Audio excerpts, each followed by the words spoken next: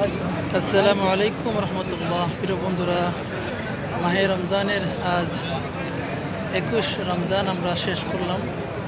আজকে 22 রমজানের তারাবি হবে। আর আজকে 21 রমজানের ইফতারি সামনে নিয়ে বসে আছি আমাদের মক্কা হারাম শরীফে। দেখতে পাচ্ছেন পিছে কোলাপ টাওয়ার এবং এপাশে 79 নম্বর গেট।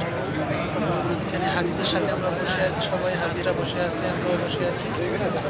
তো মাহে রমজানে কে কতটুকু অর্জন করতে পারলো সে নিজেই বলতে পারবে, আমরা সবাই। আর বাকি এই যে সময়গুলো আছে আল্লাহর নৈকট্য অর্জনের জন্য, তাকওয়া হাসিল করার জন্য অবশ্যই আমরা বেশি বেশি ইবাদত, নামাজ, বন্দেগী ও দোয়া করতে থাকবো। আল্লাহ যেন আমাদের সবাইকে লাইলাতুল কদর নসিব করে। একটা রাত চলে গেছে, আর বাকি রাত যেগুলো আছে বেজর রাত, এই বেজর রাতে বেশি বেশি ইবাদত করে আমরা অবশ্যই লাইলাতুল কদর খোঁজার চেষ্টা করব। লাইলাতুল কদর মানে 1000 মাস, 1000 মাস ইবাদত করা আমাদের পক্ষে সম্ভব না। সো আমরা একটা রাত যদি কষ্ট করে ইবাদত করতে পারি তাহলে আমাদের জন্য 1000 মাস এক রাতের ভিতরে হাসিল করা সম্ভব।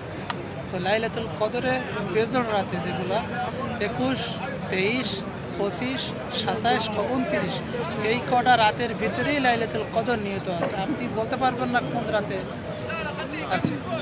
এজন্য এই কয়টা রাত যদি ইবাদত করি ইনশাআল্লাহ আমরা অবশ্যই কদর পেয়ে যাব, এবং যদি আল্লাহ পাক আমাদের জন্য কবুল করে এবং আমরা খালেস দিলে ইবাদত করি। সবার জন্য শুভকামনা। আসসালামু আলাইকুম।